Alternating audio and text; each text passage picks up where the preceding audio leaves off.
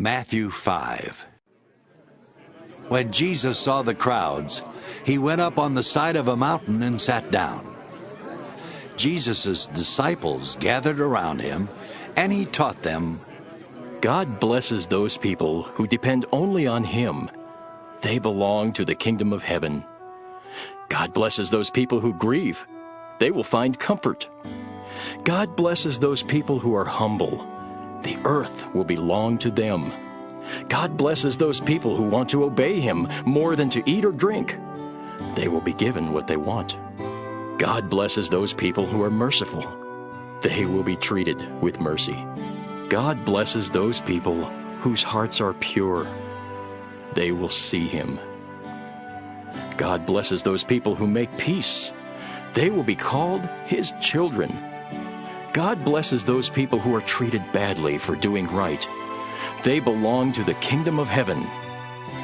God will bless you when people insult you, mistreat you, and tell all kinds of evil lies about you because of me. Be happy and excited. You will have a great reward in heaven.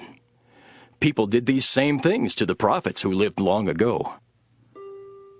You are like salt for everyone on earth. But if salt no longer tastes like salt, how can it make food salty? All it is good for is to be thrown out and walked on. You are like light for the whole world. A city built on top of a hill cannot be hidden, and no one would light a lamp and put it under a clay pot. A lamp is placed on a lampstand where it can give light to everyone in the house. Make your light shine so that others will see the good that you do and will praise your Father in heaven.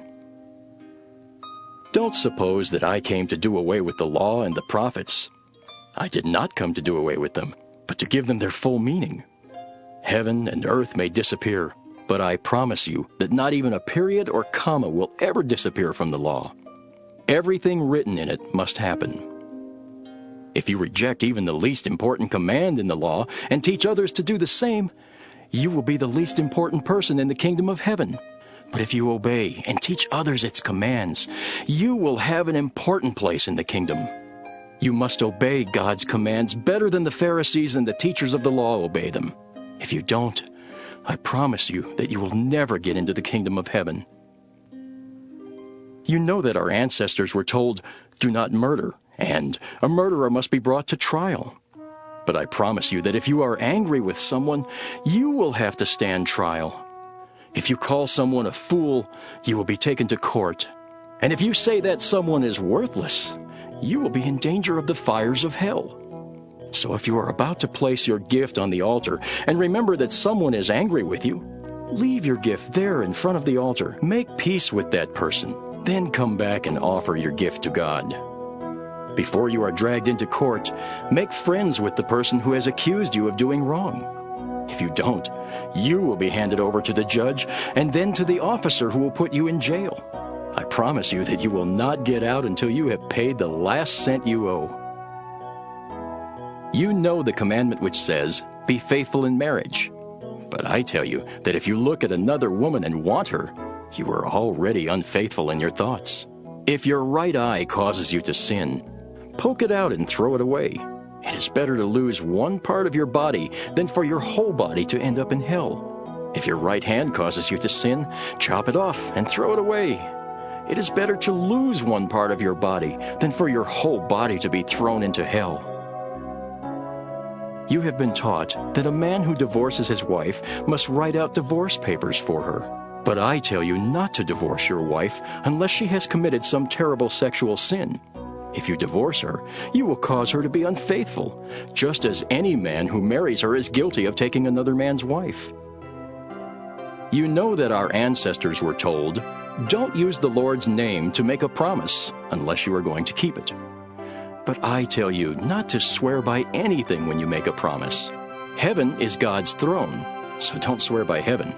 The earth is God's footstool, so don't swear by the earth. Jerusalem is the city of the great king, so don't swear by it. Don't swear by your own head. You cannot make one hair white or black. When you make a promise, say only yes or no. Anything else comes from the devil. You know that you have been taught, an eye for an eye and a tooth for a tooth. But I tell you not to try to get even with a person who has done something to you. When someone slaps your right cheek, turn and let that person slap your other cheek. If someone sues you for your shirt, give up your coat as well. If a soldier forces you to carry his pack 1 mile, carry it 2 miles. When people ask you for something, give it to them. When they want to borrow money, loan it to them. You have heard people say, love your neighbors and hate your enemies. But I tell you to love your enemies and pray for anyone who mistreats you. Then you will be acting like your Father in heaven. He makes the sun rise on both good and bad people, and he sends rain for the ones who do right and for the ones who do wrong. If you love only those people who love you, will God reward you for that? Even tax collectors love their friends. If you greet only your friends, what's so great about that? Don't even unbelievers do that? But you must always act like your Father in heaven.